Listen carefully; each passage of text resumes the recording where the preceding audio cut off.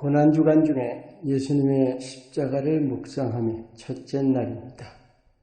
오늘은 하나님의 예비하심이라는 면에서 묵상합니다. 말씀은 에베소서 1장 4절입니다. 곧 창세전에 그리스도 안에서 우리를 택하사 우리로 사랑 안에서 그 앞에 거룩하고 흠이 없게 하시려고. 여러분, 시간이라는 것에 대해서 어떻게 이해하십니까? 한 가지 분명한 사실이 있어요.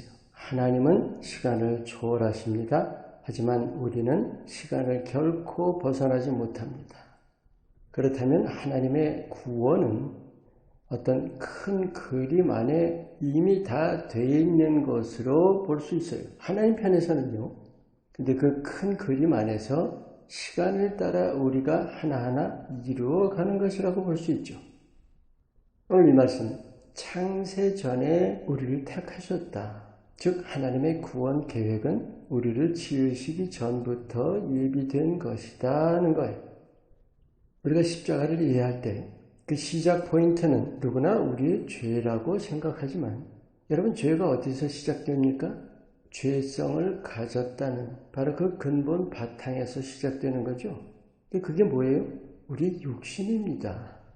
죄 짓는 것에 대해서 변명하는 것이 아니라 실체를 알고자 하는 거죠. 알아야 죄를 다스릴 수 있어요. 창세기 2장 6절에 하나님께서 사람을 흙으로 지으신 아주 구체적인 묘사가 나옵니다. 바탕이 흙인데 하나님의 기운을 불어넣으셔서 육과 혼과 영으로 된 존재를 창조하신 거예요. 그 중에 육과 혼의 바탕이 죄성인 거죠. 히브리서 2장 14절에 자녀들이 혈과 육을 지녔음에 그도 또한 같은 모양으로 혈과 육을 지니심은, 여러분, 십자가 이전에 뭐가 있어요? 성육신이 먼저예요. 성육신이 없으면 십자가도 없는 거죠. 하나님께서 사람의 혈과 육을 입으신 뜻이 뭡니까? 혈과 육의 바탕인 죄성을 고쳐주시려는 계획과 함께 사람을 창조하셨다는 거죠. 십자가를 예비하시고 우리를 지으신 겁니다. 이 증거가 있어요.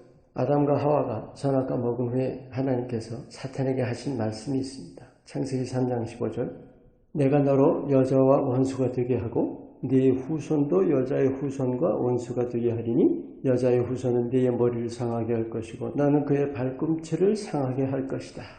여러분, 이 원시복음이라는 거 아시죠? 여자의 후손이라고 할 때 단수입니다. 바로 예수님이죠. 그 여자의 후손이라는 말씀 통해서 이미 성육신을 예언해 주셨죠. 또 나는 그의 발꿈치를 상하게 할 것이다. 십자가 순환까지 보여주셨어요. 그리고 또 하나, 결과까지. 그는 내 머리를 상하게 할 것이다. 권세를 꺾으신다는 거죠. 죄인을 구원하신다는 그 약속까지 다 해주신 거예요. 이 3장 15절 말씀에 다 들어있습니다. 언제나 우리가 마음에 새겨야 할 것은 인간은 양심을 가지고 있어요. 그리고 의라는 의식이 있습니다. 옳고 그름에 대한 의식이죠. 죄라는 것을 악한 것으로 싫어하고 배척하면서도 죄를 지으면서 살아가는 게 현실이죠. 그러다 보니까 거리낌, 그 죄책을 가지고 하나님을 가까이 하지 못하는 거죠. 하지만 하나님이 십자가를 예비하신 사실에서 봐야 합니다. 죄 자체가 아니에요. 죄성의 바탕, 그 바탕을 불쌍히 여기시고 계획하셨어요. 그리고 하나님께서 친히 십자가에 죽으신 걸 실행하셨습니다. 우리가 죄에 대해서 부정적인 관념이나 인식, 거기에 머물러 있을 게 아닙니다. 내 죄를 통해 나를 구원하시는 하나님의 섭리를 깨닫는 것이 중요합니다. 사실 죄 아니었으면 십자가도 없잖아요. 구원도 없는 겁니다. 그 하나님의 위대하신 섭리를 우리가 마음을 다해 찬양해야 합니다. 그래서 우리가 십자가 묵상할 때는 십자가의 죽으심이라는 그 사건에만 집중할 게 아니에요. 창조로부터 구원에 이르는 그 하나님의 큰 그림을 봐야 합니다. 여러분, 누구나 자기 중심이죠. 자기 모습, 자기 몸과 마음, 자기의 삶. 근데 그게 아주 작은 그림 아닙니까? 그것도 아주 지극히 작은 그림이에요. 믿음마저도 자기 영생 위한 것으로 가지고 있지 않아요? 그런 자기 중심으로는 아무리 십자가를 입으로 말하고 기억한다 하더라도 예수님은 보이지 않는 믿음이에요. 예수님이 안 계시는 삶이 되는 거죠. 그런데 큰 그림으로 보면 자신이 작아질 것 같죠? 아니에요. 도리어 나를 향하신 하나님의 은총이 밝히 드러나는 것입니다.